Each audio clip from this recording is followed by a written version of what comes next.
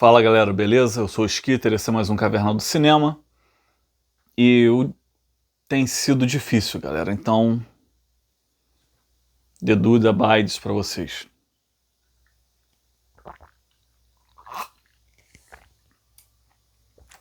Que delícia. White Russian, para brindar esse início de semana que não tá fácil. E o próximo vídeo, inclusive, vai ser tal qual o Temporada de Caça foi, vai ser algo para falar sobre depressão e sobre frustração. O próximo vai ser sobre Pig, com Nicolas Cage, depois O Homem do Prego, de Sidney Lumet. Mas eu venho aqui hoje falar de Profissão Ladrão, que é... bigodinho de leite, ó, merda. Que é o filme de Michael Mann.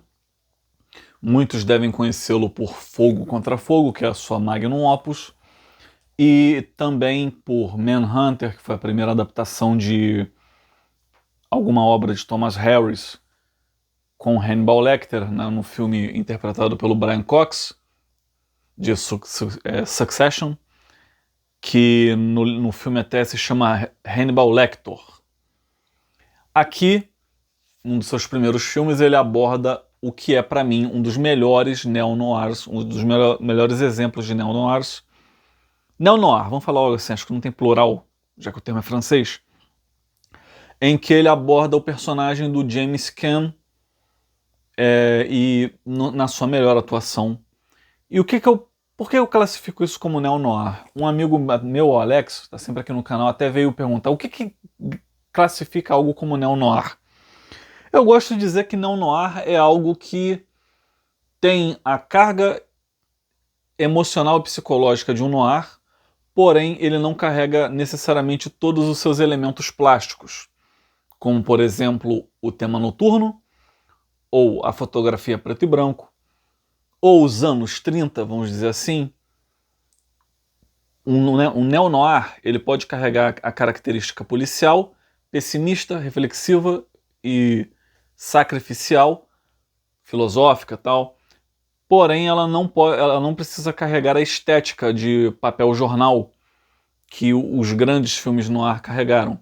E quando eu falo grande é o filme noir de 1h30 qualquer que a gente vai ter que escavar para encontrar, porque a gente sempre vai botar a Marca da Maldade, o Falcão Maltese, a Relíquia Macabra. Não é assim. Blade Runner é um neo-noir.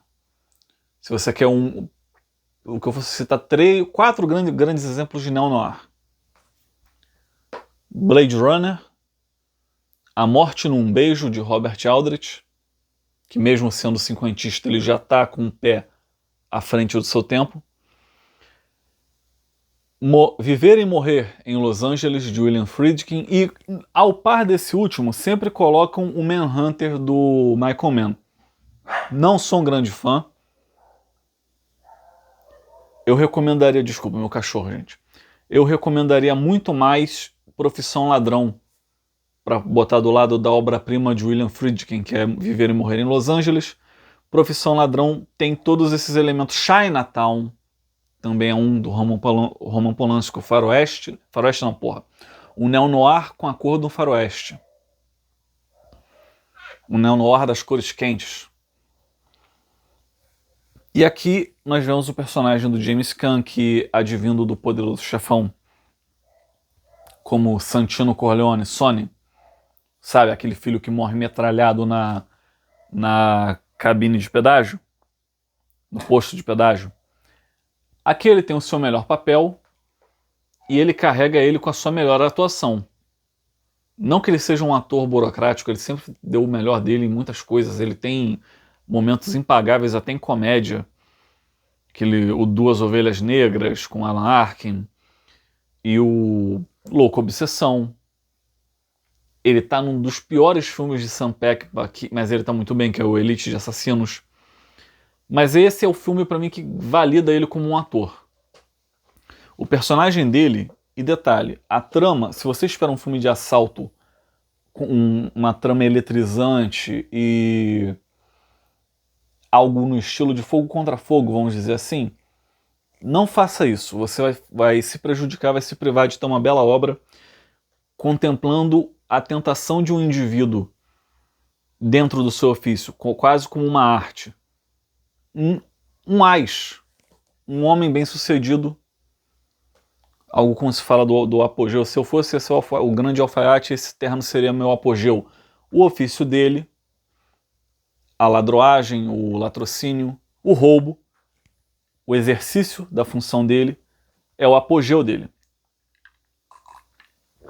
Então nós vemos ele ao longo do filme sendo tentado a avançar uma etapa da vida dele que mostra que mesmo ele tendo tudo naquele cenário, um cenário lindo, azul, um asfalto noturno azul, eu diria que é quase um paralelo com Blade Runner, tem a trilha sonora do Tangerine Dream. Ele é tentado a trabalhar para um dos senhores que ele roubou, um dos magnatas, eu creio que é um dono de banco, um gerente de banco, um criminoso de colarinho branco. E então ele ali é forçado a... Um momento. Ele não é forçado, perdão, cachorro. Ele é tentado a aderir ao estilo de vida dele autônomo a uma sociedade com um peixe grande, para ali ele ter uma ponte que o leve a uma vida comum, uma vida banal. E o que é uma vida banal na questão dele? Casar, ter filhos, criar raízes, mantendo seu ofício. O filme é um estudo de personagem que tenta se iludir de que ele consegue chegar até tal ponto e servir aos dois senhores. Ele quer ter a família tradicional americana, ele acha que ele tem direito ao American Way of Life, ele quer inclusive adotar. Algumas das cenas que ele interage com o par romântico dele, já no início do filme, e depois uma cena deles numa agência de assistência social para adoção, em que ele demonstra que ele tem interesse de adotar qualquer criança dali, é simplesmente um apelo que ele tem de que, por mais que ele seja o dono da alma dele em toda aquela vida de crime, tanto que os próprios empregadores novos dele reconhecem isso, ele é incompleto porque falta ele o básico. A mulher dele não pode ter filhos, ele quer adotar. Ele se dispõe a adotar, ele não consegue. E ele acha que essa sociedade que ele vai montar com esse criminoso, com esse senhor criminoso de colarinho branco, vai possibilitar a ele o que qualquer frentista de posto de gasolina poderia ter. Qualquer subtrabalhador honesto poderia ter o que nossos pais tiveram, que muita gente sem estudo, sem a finesse, sem o know-how dele, tem. É aquilo, a grama do vizinho é sempre mais verde, mas a evolução que ele tem como indivíduo vem através de um sacrifício muito específico, que é: você não pode servir, é aquela máxima milenar, você não pode servir a dois senhores, mesmo que um dos senhores seja você mesmo. Ele não tem como manter aquele ofício de ladrão, de aplicar aqueles golpes e tudo mais, toda aquela engenhosidade que o filme trata de maneira profissional e burocrática. Ele não tem como fazer isso e servir aquele homem e ter uma vida de pai, de família normal. O American Way of Life não permite isso. A marginalidade é estar à margem, já diz o nome. E ainda que ele tenha o total controle da vida bandida dele, ele nunca vai ter espaço para uma vida de um homem de verdade. Porque não dá. O que torna ele tão grande é ele não ter nada a perder. No momento que ele tem uma família, ele tem o que perder. Isso é tão frontalmente frustrante, que parece até uma escrita do John Fante. Eu recomendo para vocês lerem John Fante, que é um escritor muito bom, Ele teve suas obras retiradas de catálogo ainda vivo. Ele foi redescoberto redescoberto não, ele foi reavivado, ele nunca foi esquecido, por Charles Bukowski, que o encontrou num estado de ostracismo devido a diabetes. Ele estava sem pernas, sem braço também, eu acho, ou quase cego, mas ele estava aleijado. E as suas obras foram ressurgindo, sendo republicadas, e manuscritos antigos desenterrados. Procurem o 1937, foi um ano ruim. Ele é uma escrita, é um livro minúsculo, se ele tem 100 páginas é muito. Ele é uma escrita que nos faz encarar muito bem essas facetas da ânsia de ter algo, e não é nem o tédio de possuir, é a concepção de que aquilo ali não vai te caber. Não convém você a ter aquilo ali. Aquele cavalo não é para você, não vai ganhar para você. O vilão desse filme, cara, você tem noção, é um idoso. Pensa numa coisa mais anticlimática do que isso. O seu antagonista é um cara que é um idoso gordinho que tem uma voz de taquara, tem um bico de pato na hora de falar, que morreria com a ação do tempo com algum mínimo de paciência. Mas você calhou de querer servir a dois senhores. E o mundo mostra que não dá. Então o neo-noir, ele tem essa característica. O noir tem essa característica, e esse neo-noir a leva com perfeição. A lição de que, no final de tudo, nesse subgênero, o que reina é o amargor. E você vê o personagem, então, tendo que dar o adeus, mas ele não dá o adeus típico, que é, não posso ter o relacionamento, tal qual, tipo assim, é só mais uma coisa que eu vou ter que, uma página que eu vou ter que virar. Não é assim dessa vez, não é como o Marlowe de Raymond Chandler faz, não é como o personagem do Charles Bronson faz em Desejo de Matar 2. Não é sequer como Blade Runner em alguns aspectos. Tem o que deixar para trás? Tem, mas o personagem, no caso, deleta.